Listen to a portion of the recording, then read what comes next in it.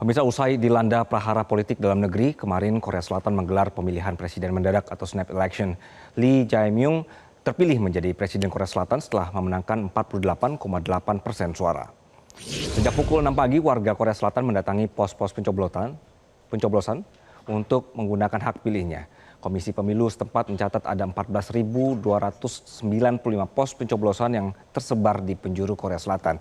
Proses pemungutan suara ditutup pada pukul 8 malam.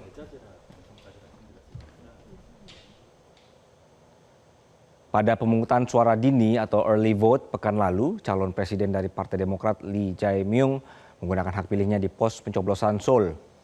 Di hari yang sama, calon presiden dari Partai Kekuatan Rakyat Kim Moon-so menggunakan hak suaranya di kota Incheon.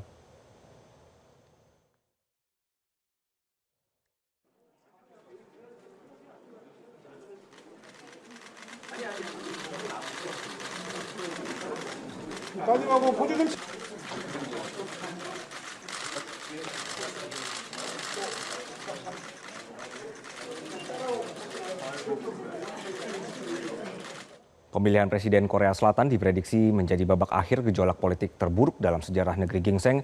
Lee Jae-myung dari Partai Demokrat yang merupakan oposisi dari pemerintahan sebelumnya unggul dalam sejumlah survei dan diprediksi sukses merebut tampuk kekuasaan.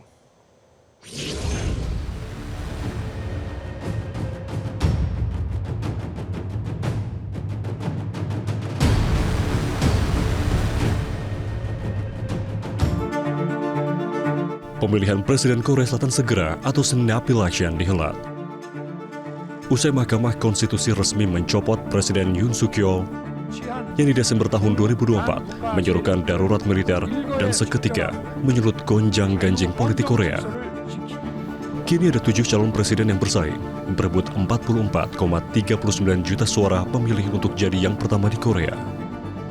Namun hanya 2 kandidat yang benar-benar bersaing ketat, sementara yang lain dianggap sebagai pemecah suara.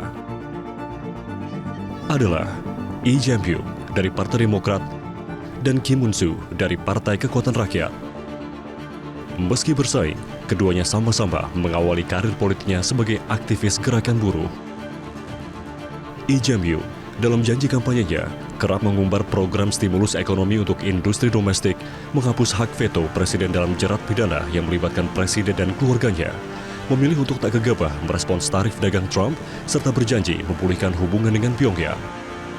Sebaliknya, Kim Moon-so cenderung memilih untuk merampingkan regulasi berbelit di sektor industri, menghapus imunitas hakim dan jaksa dari jerat hukum, mendorong pertemuan segera dengan Gedung Putih guna membahas tarif resiprokal, dan konsisten menjaga jarak dengan Korea Utara. Berdasarkan survei yang dirilis oleh lembaga Real Matter pada 28 Mei 2025, Lee Jae-myung memperoleh dukungan sebesar 49,2%. Ia unggul lebih dari 10% atas pesaing terdekatnya Kim Moon-so dari Partai Kekuatan Rakyat yang meraih 36,8% dukungan. Hasil jajak pendapat oleh lembaga survei Gallup juga menempatkan Lee Jae-myung di posisi teratas dengan 49% suara, sementara Kim Moon-so 35% suara. Kini pertanyaannya, seperti apa sosok presiden yang benar-benar didamba oleh warga Korea, khususnya oleh generasi mudanya? 지난 또 몇 개월 동안 좀 다 같이 국민이 힘든 시간을 보냈었는데 이제 뭐 정치적으로나 경제적으로나 좀 더 안정되는 마음으로 그러한 나라를 위해서 일할 수 있는 대통령을 뽑기 위해서 사전 투표를 하러 왔습니다. Di pemilu segera tahun ini, 31,4% pemilik suara merupakan generasi milenial dan Z, jumlah yang signifikan dalam menentukan kemenangan kandidat. Dari aspek ekonomi, generasi ini menuntut penciptaan lapangan kerja yang lebih masif, penyediaan hunian, serta biaya hidup terjangkau. And there is definitely a high focus on sort of housing security, social safety, focus on jobs as well. The aging society also shows that there must be differences in sectors. But, you know, one thing that really lacks with all their manifestos and what they're campaigning with is actual ways on how they're going to deal with this. Nantinya, Presiden Korea Selatan terpilih akan dihadapkan dengan segudang pekerjaan, terutama untuk menggenjot pertumbuhan ekonomi dalam negeri yang terkontraksi imbas prahara politik tahun lalu. Recently, Central Bank of Korea announced, our this year estimated economic growth rate is 0.8%. It's awful. It's a terribly low rate. So which means we need some very emergency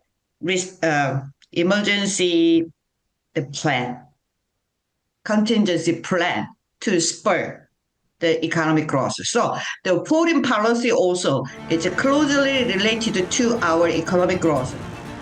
Selain tantangan ekonomi, pemulihan hubungan antara Korea Selatan dan Utara turut disorot. Meski penyatuan dua Korea terus diupayakan. Anggota parlemen dari Partai Minju, Yoon Bae-kim, menyebut di mata para pemilih muda, unifikasi bukanlah satu-satunya tujuan. Menurutnya, stabilitas hubungan antara negara lebih krusial dalam menghadirkan perdamaian. 3 Juni 2025, warga Korea Selatan akan menentukan siapa pemimpin baru mereka. Di tahun lalu, mantan Presiden Korea Selatan Yoon Suk Yeol pernah mengumumkan darurat militer. Hal ini membuat warga Korea Selatan memiliki ekspektasi tinggi terhadap pemimpin baru mereka. Pemimpin yang diharapkan pro-demokrasi dan stabilitas domestik juga mampu memiliki visi yang jelas terhadap pertumbuhan dan pemerataan ekonomi dalam negeri. Dari Seoul, Korea Selatan, Ahmad Fauzi, Metro TV. Download Metro TV Extend sekarang.